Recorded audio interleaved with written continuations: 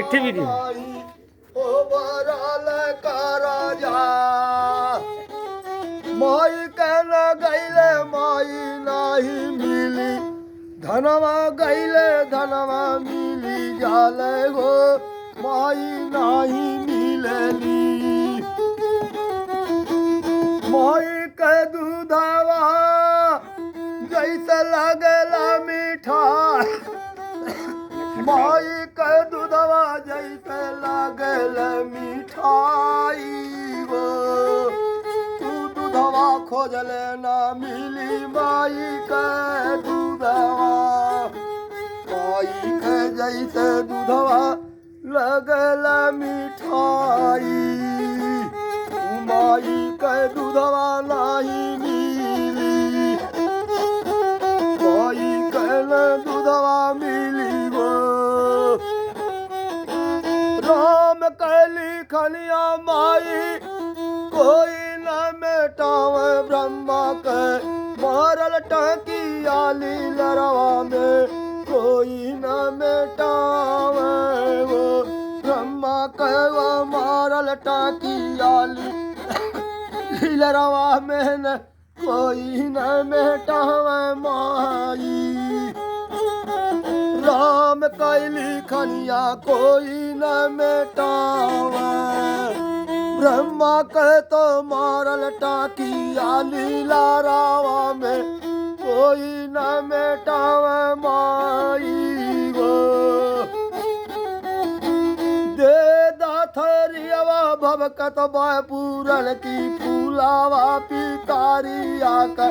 चिड़िया लग जाई धारा मावा मंदिलवा में शंकर भोले के वो टन टन पूजा में बाजी गो पूजावा में टन टन बाजी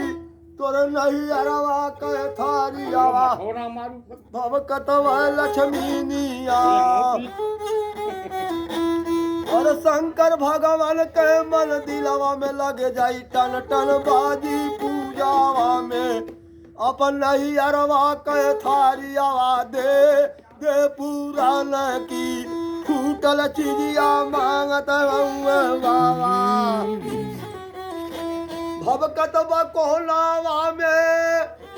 भवकत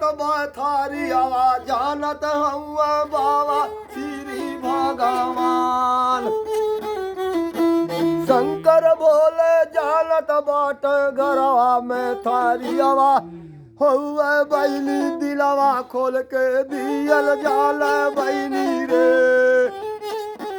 मरले पर भगवान पूछिया कौन जा बाबा देवी बहिनी रे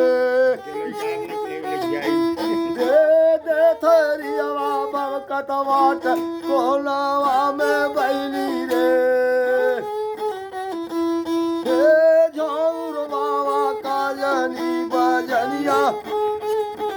भवकत बाट कोनवा में थारियावा हो पूरन की शंकर भगवान जानत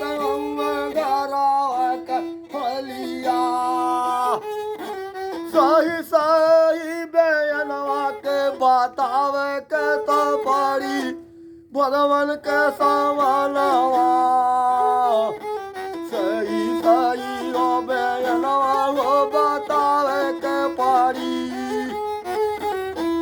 तो जानत हुआ भोले का तो लौकत हुआ चेलावा भोले के तो लौकत बाट चेलावा हो